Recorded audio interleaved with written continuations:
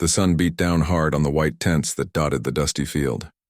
Dr. Alan Carter wiped sweat from his forehead as he finished giving a shot to a small boy who sat bravely on the plastic chair. The boy didn't cry or flinch. Alan smiled at him and gave him a candy. "You did very well," Alan said. The woman next to him, Nadia Powell, spoke to the boy in his language. The child smiled back, showing a gap where his front tooth should be. This medical camp sat on the edge of a village in North Africa. War had torn through this area for years. The people here had little food and even less medicine. That's why Alan and his team were here. They came from a group called Doctors Without Borders. They went to the places that needed help the most. Alan looked around the busy tent. Doctors and nurses moved quickly between beds. Some talked to patients. Others changed bandages or gave medicine. Everyone worked hard despite the heat and the flies and the dust that got into everything. Dr. Susan Miller walked up to Alan, carrying a clipboard. Her brown hair was tied back, and her face showed how tired she was. But her eyes were still kind and alert. "How's our supply?" Alan asked. Susan frowned. "The truck is late again. We have enough vaccines for another week. After that..." She didn't finish her sentence. She didn't need to. Alan nodded. Supply problems were common here. Roads were bad. Some areas weren't safe. Sometimes the local officials made trouble, but they always found a way to keep going. "We'll make it work," he said. "We always do." Susan smiled, but it didn't reach her eyes. "I know. I just worry about these people if we have to leave." A nurse called for Susan and she hurried away. Alan watched her go, then turned back to his next patient, an old woman with cloudy eyes, cataracts. In America, this would be a simple surgery. Here it meant slowly going blind. What Alan and his team didn't know was that they were being watched, not by local fighters or government spies, but by eyes that weren't human at all. High above Earth, far beyond where humans could see, a ship hung in space. It was dark against the blackness, shaped like a smooth stone with odd bumps and curves. Inside, creatures moved with purpose through curved halls. Commander Krell stood before a large screen. His skin was pale gray, almost white. His four eyes blinked at different times as he studied the images from Earth. The creatures called humans were strange to him. He had watched them for many cycles now. "Show me the healing centers again," he said. His voice was like stones sliding. Together, the screen changed to show views of medical camps around Earth. White tents with red crosses, buildings with red crescents, ships painted white with clear markings. "I don't understand," said Officer Manx, who stood beside him. She was younger, her skin darker gray. "These ones go to places of danger. They heal even those who fight against their own kind." "Yes," Krell said. "It is their weakness." "Weakness?" Manx asked. "But they save lives. They waste resources on the weak," Krell explained. "They risk themselves for strangers. It makes no sense." He touched the screen, zooming in on Alan Carter helping the old woman. "Our studies show these healers are respected among humans. They hold special status."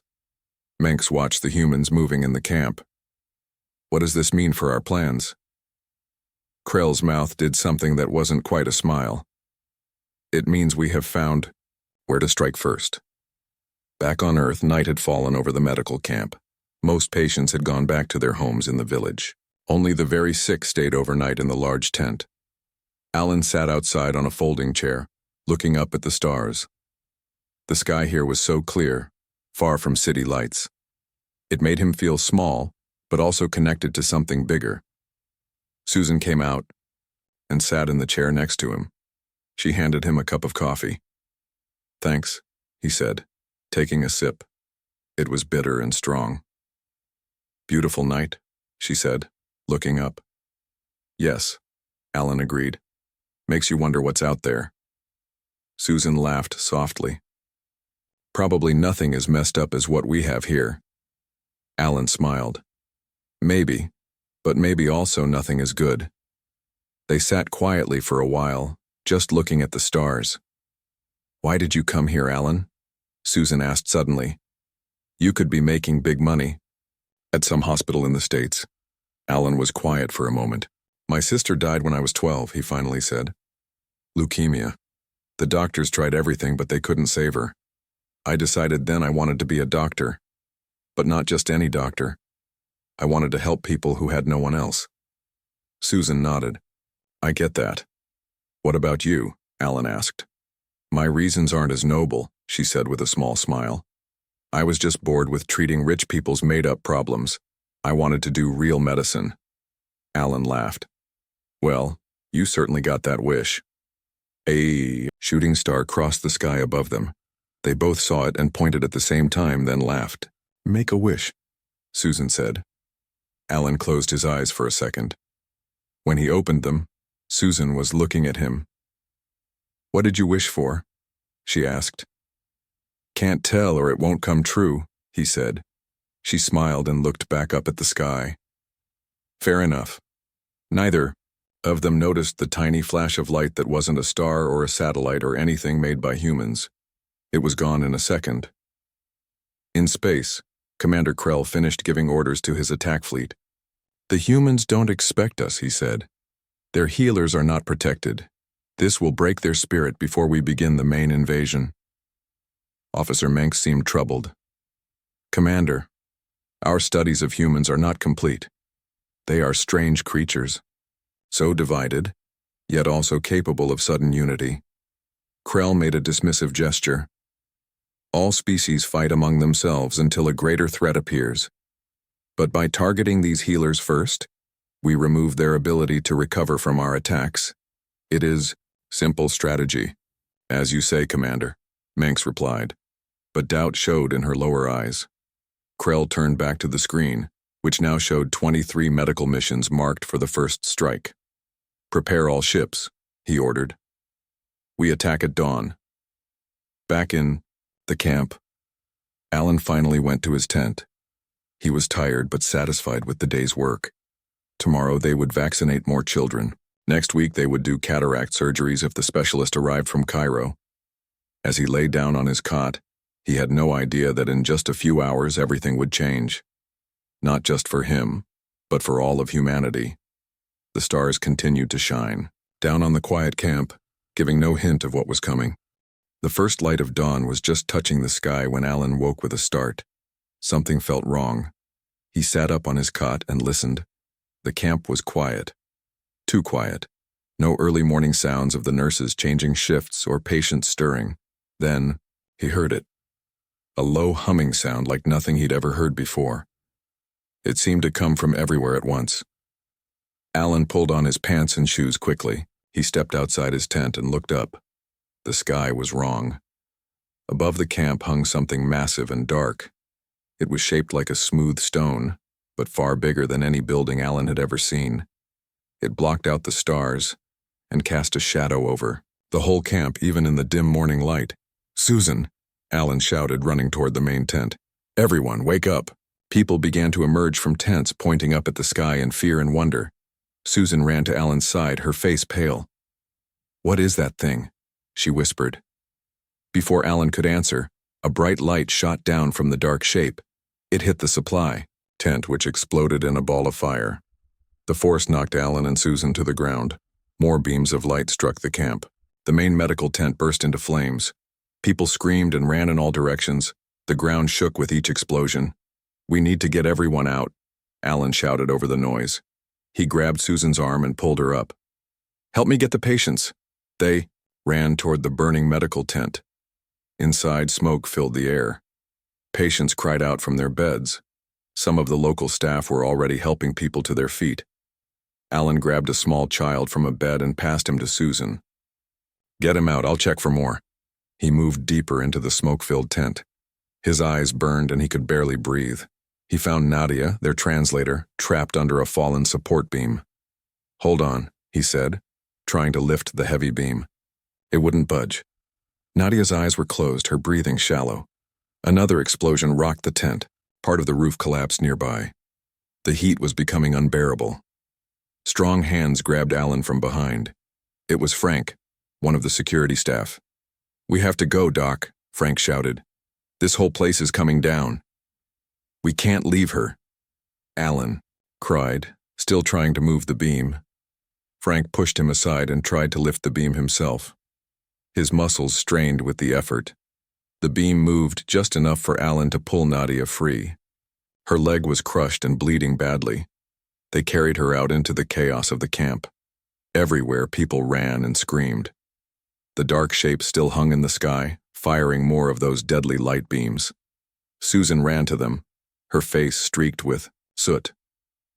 "The road is blocked by debris," she said. "We need to go through the village." They moved as fast as they could, carrying Nadia between them.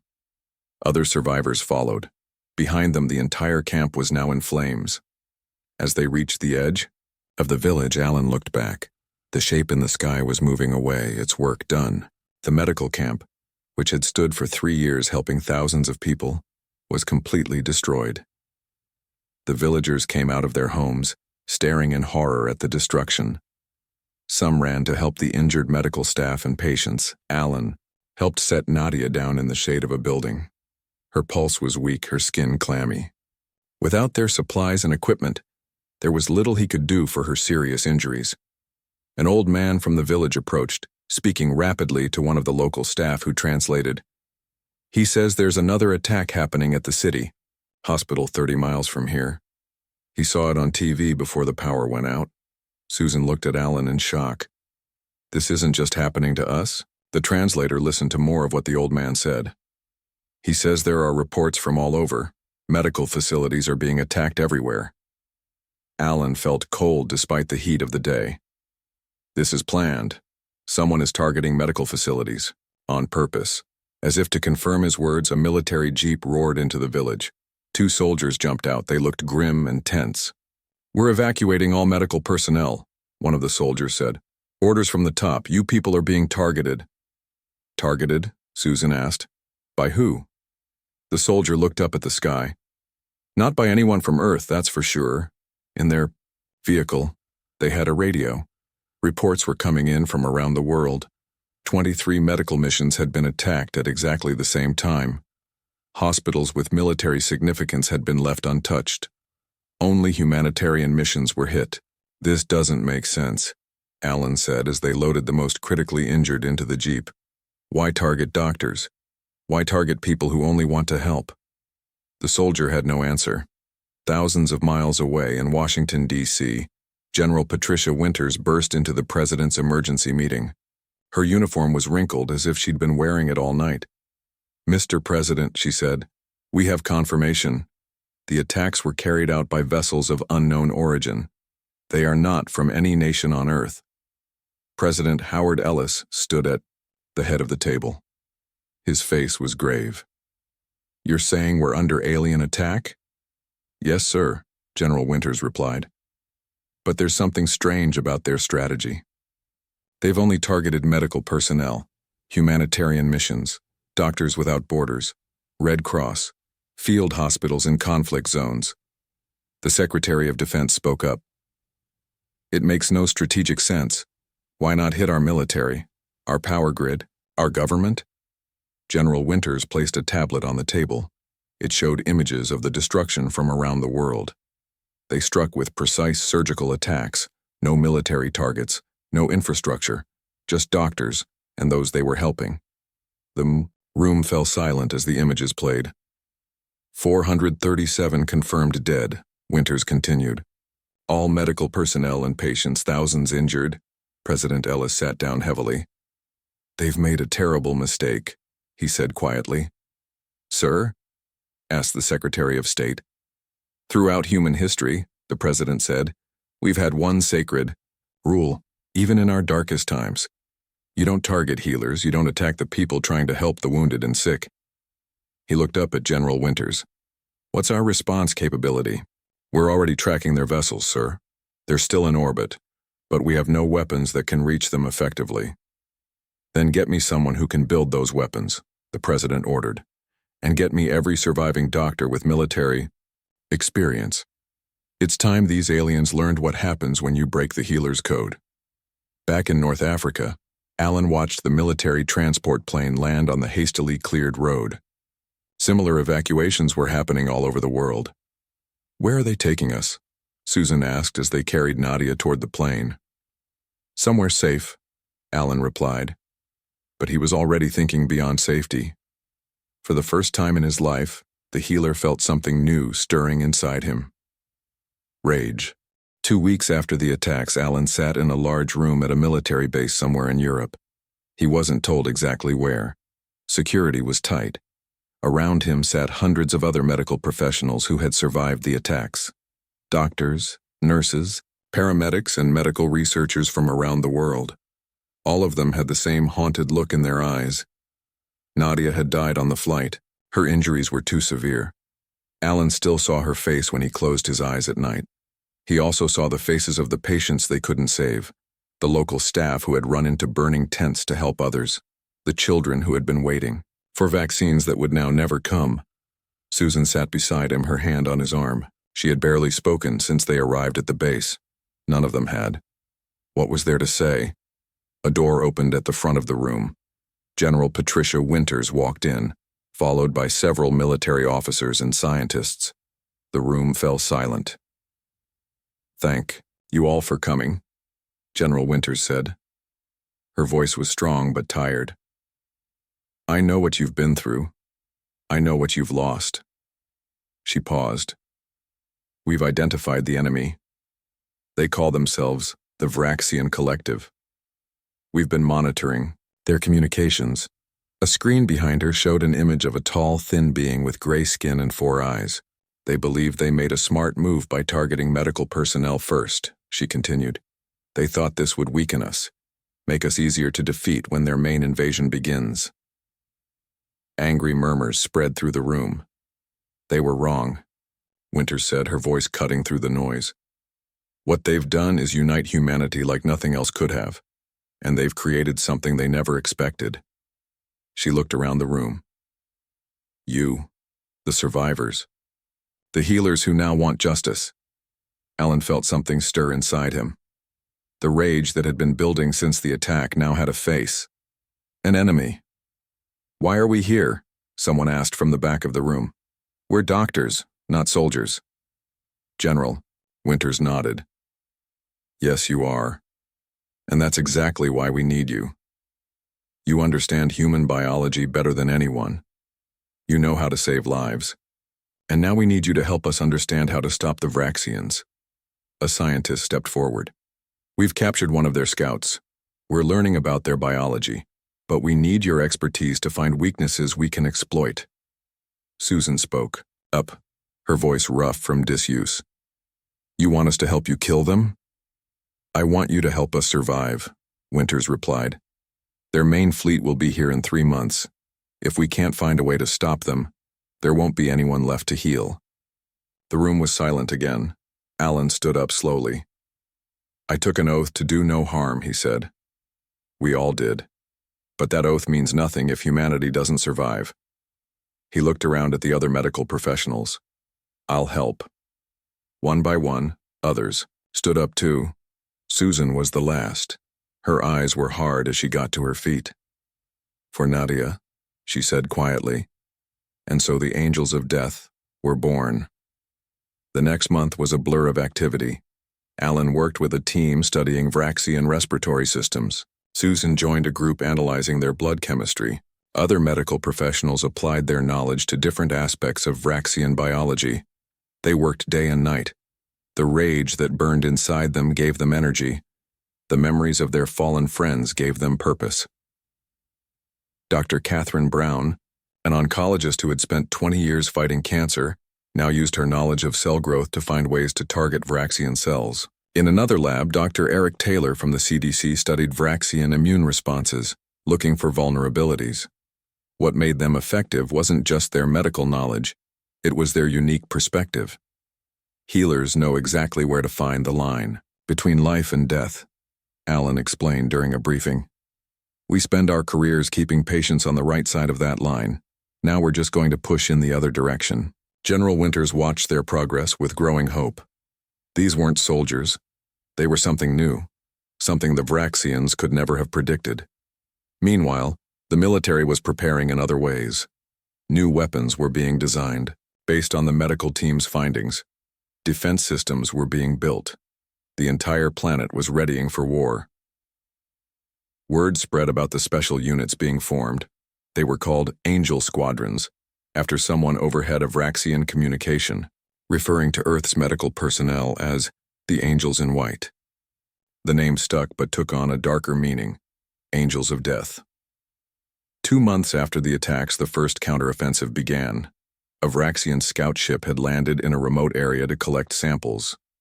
Angel Squadron 1, led by Colonel Jack Murphy, a former combat medic, was sent to intercept. Alan watched the mission feed from the command center. Susan stood beside him, her fingers digging into his arm. The squad moved silently through the trees.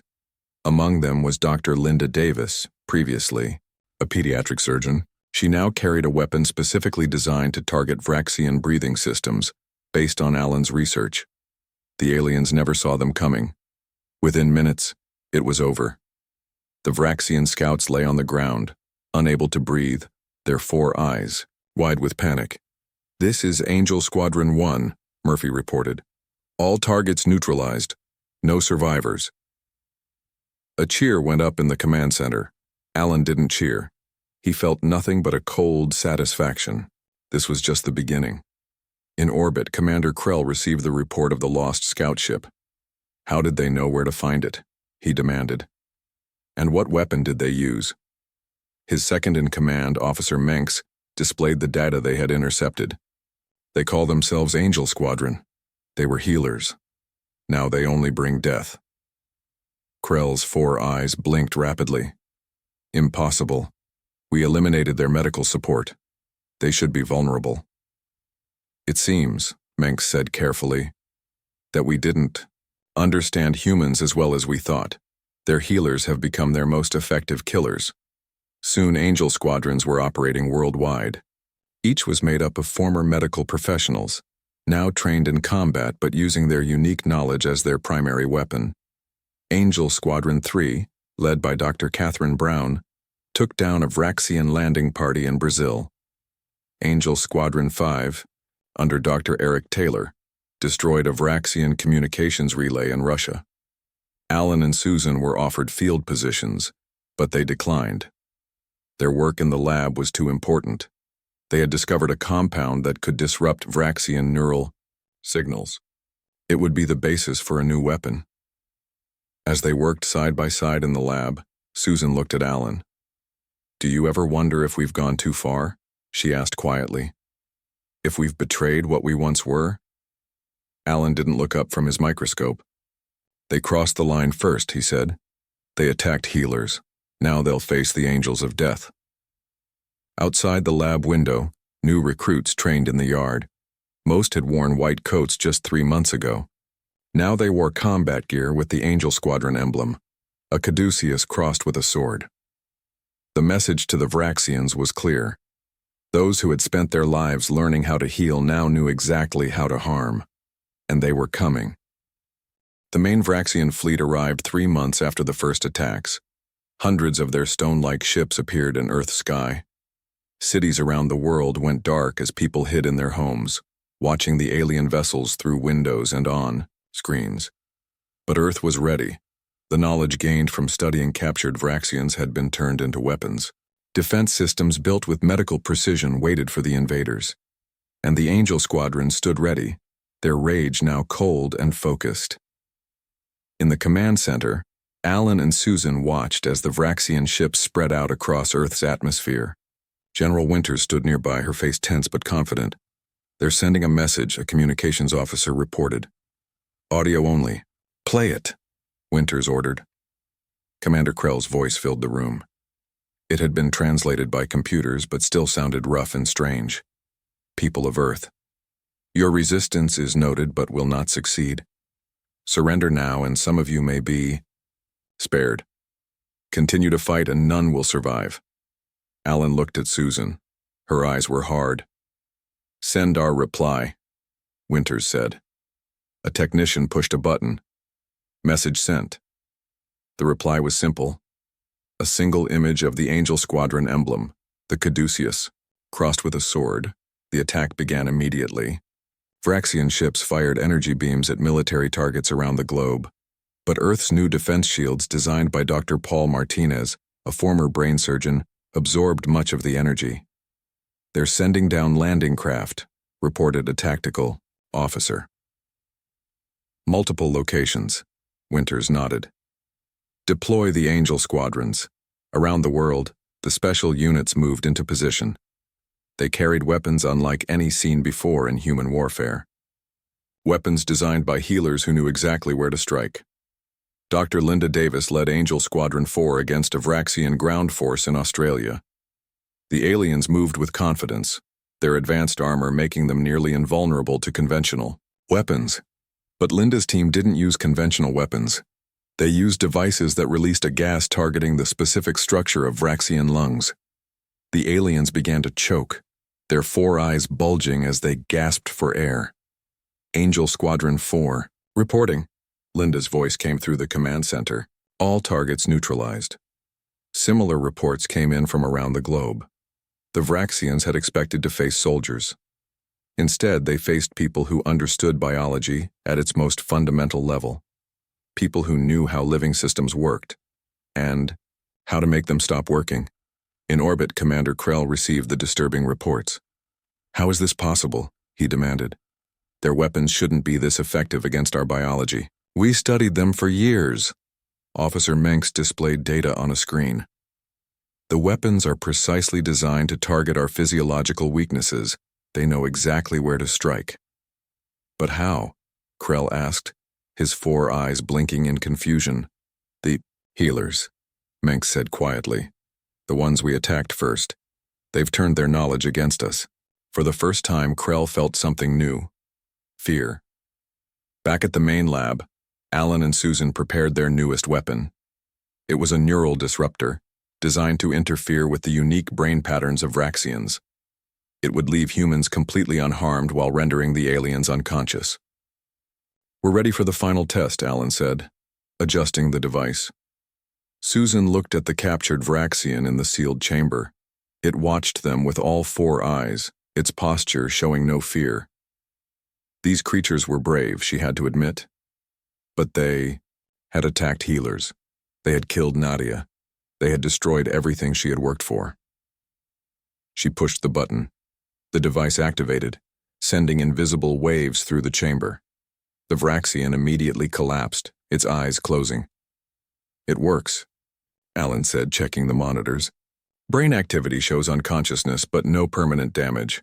Heart rate stable." Susan nodded. "Let's mass produce it." Within days, the new weapon was deployed globally. Vraxian ground forces fell without firing a shot. Their ships suddenly, receiving no commands from their crews, drifted in orbit. The tide of the war had turned completely. Commander Krell's flagship remained operational, protected by special shielding. He watched in horror as his invasion force was systematically disabled. "We must retreat," Menks urged. "We didn't understand what we were facing." "No," Krell insisted. "I will not admit defeat. Prepare our final weapon." The flagship moved into position over North America, directly above the Central Command where Alan, Susan, and General Winters coordinated Earth's defense. "They're charging some kind of massive energy weapon," a tactical officer reported, fear in his voice. Winters turned to Alan and Susan. "Can the shields hold against it?" Alan shook his head. "Not if it's what I think it is. But we have another option." He looked at Susan. "The prototype." Susan nodded. They had been working on one final device, something they hadn't told anyone about yet. Something that crossed a line even they had been hesitant to cross. "It's not tested," she warned. "We don't have a choice," Alan replied. They ran to the lab and quickly prepared the device. It was small, not much bigger than a laptop, but its potential was enormous. "What is that?" Winters asked when they returned. "It targets their genetic structure," Alan explained. "It won't kill them, but it will rewrite part of their DNA. The part that controls aggression." Winters stared at them. "You're going to change who they are? Their basic nature?" "It's that, or let them destroy this facility and everyone in it," Susan said. "We don't have time to debate ethics." The ceiling shook as the Vraxian weapon began to power up. "Do it," Winters ordered. Alan activated the device. It hummed softly, sending out waves that were harmless to humans but would fundamentally change the Vraxians. On the flagship, Krell suddenly felt strange. The anger that had driven him, the need to conquer and destroy, began to fade.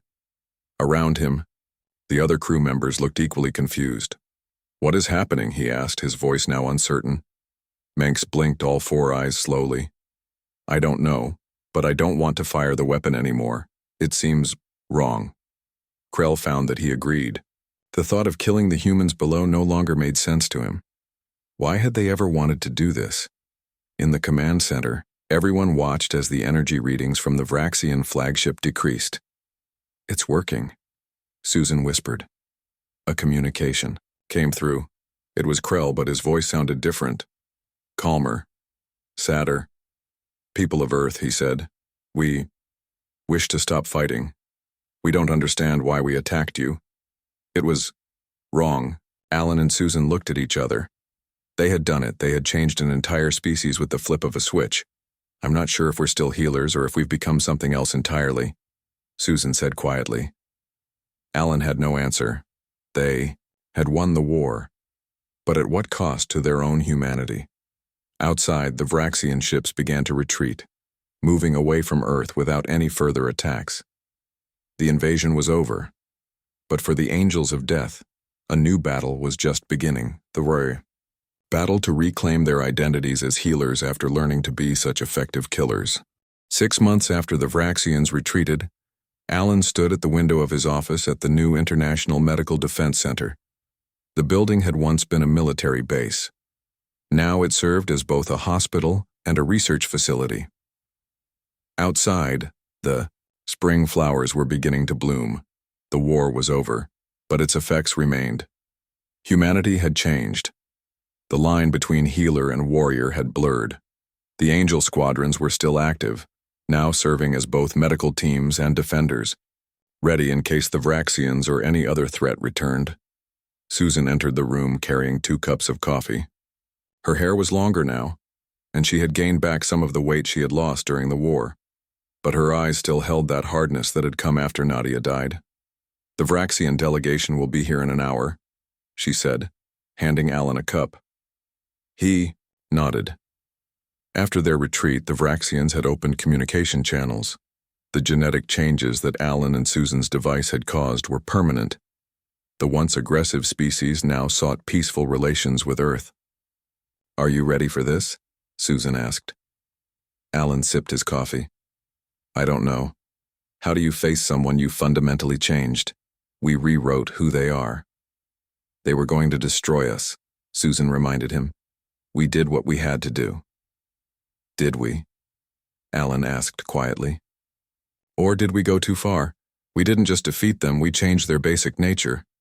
Before Susan could answer, General Winters, now Director Winters of Earth Defense, entered the room. "They're landing early," she said. "We need to go now." They rode in silence to the landing pad where the Vraxian ship waited. It was smaller than their warships had been, with a smoother design, less threatening. As they approached, a door opened in the side of the ship. Commander Krell stepped out, followed by Officer Manx and 2 other Vraxians. They looked the same physically, tall, gray-skinned, 4-eyed, but their posture was different, less rigid, more open. Alan stepped forward.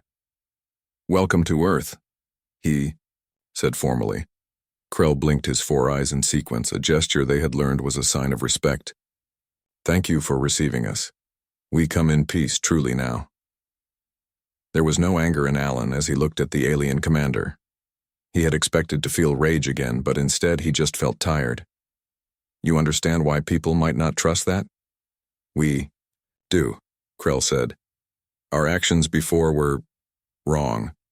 We see that now." He looked uncomfortable. "Your device changed us. We know that. But it also revealed something we had lost. Our people were not always warriors. Long ago, we too were healers."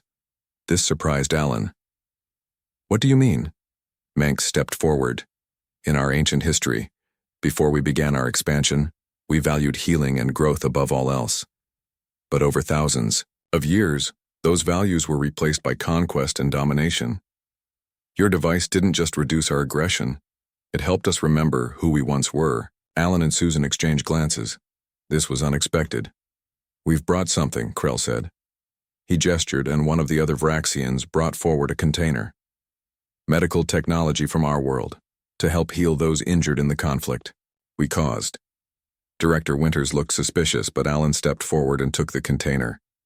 Inside were devices unlike anything he had seen before. He could sense their purpose, though. Healing tools of remarkable design. This is generous, Alan said carefully. It is the least we can do, Krell replied. We have also brought knowledge. Vraxian medicine has aspects that human medicine does not. Perhaps together, we can learn from each other. As they walked toward the medical center for the formal meeting, Susan fell into step beside Minx. Why did you attack our medical missions first? She asked bluntly. Of all the targets you could have chosen, why healers? Minx's lower eyes closed briefly, a sign of shame they had learned. We misunderstood, she said. We saw your healers going to dangerous places, helping even your enemies, and we thought it showed weakness. We didn't understand that it was actually your greatest strength, your capacity to care for others regardless of differences. Inside the conference room, human and Vraxian representatives began discussing terms for the future. There would be limitations on Vraxian presence near Earth. There would be shared medical research. There would be reparations for the damage caused.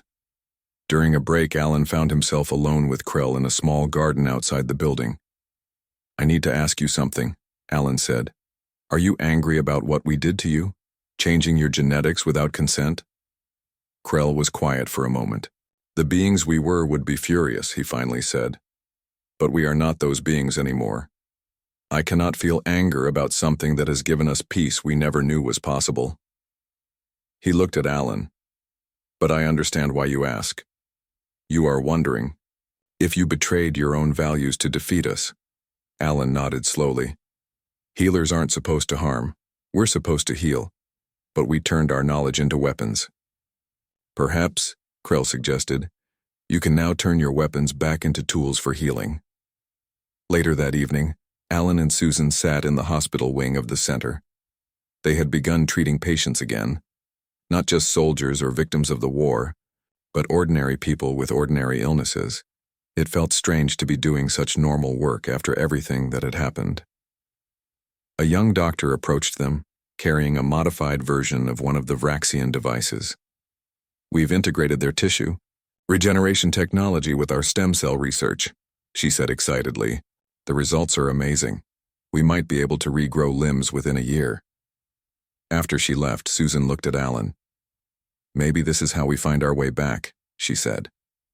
Not by forgetting what we became during the war, but by using that knowledge to become better healers.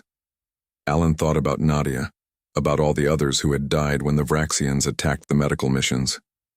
I think they would approve, he said quietly. Outside the window, the sun was setting. In orbit, Earth's new defense system stood ready, a shield protecting the planet, designed by healers who had learned to be warriors but chose to be healers again.